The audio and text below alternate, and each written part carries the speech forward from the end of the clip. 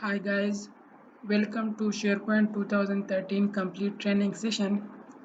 In today's session, we will cover system setting area from central administration. Central administration is a main administrative tool used in SharePoint, but you should also know that along with central administration, PowerShell is also used to manage most of the configuration in SharePoint. So let's log in on SharePoint server.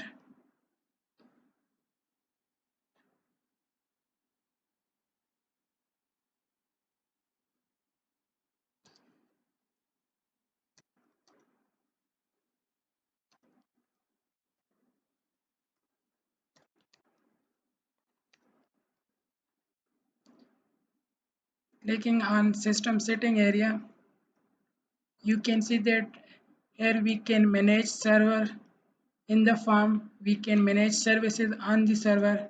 Clicking on manage server in this form will navigate us on the page where we can validate some important information like what is the server name, the database server name, what is the name of config database, how many servers do we have in the farm, number of server we have in the farm can tell us about the topology that is used in the SharePoint.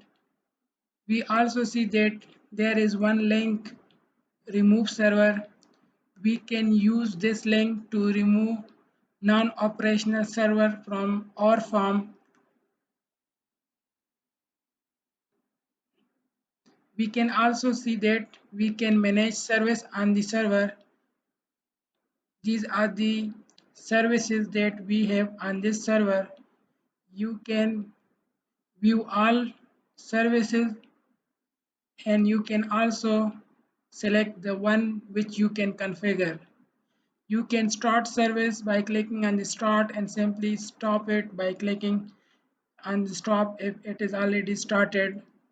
And if there is some further configuration required for that service, then you will be directed to that page where you can create service application based on that service. So this is about services. You can also start and stop services using PowerShell, and this script will help you to perform that task. First, you need to provide the service name and get the GUID, and then provide that GUID to start SP service instance, and it will start the service. And providing that GUID to stop SP service instance will stop that service. In the system, in the system setting, there is another area for email and text message. If you want to introduce notification system, you need to configure outgoing email and configure mobile account.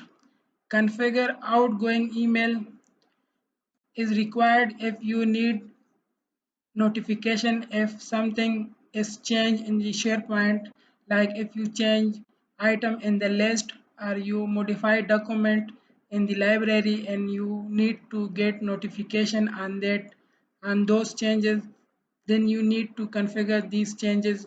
You need to configure the outgoing email setting and configure mobile account. For configure incoming email setting, you need to have SMTP server in your system so that emails from outside can be received by your server.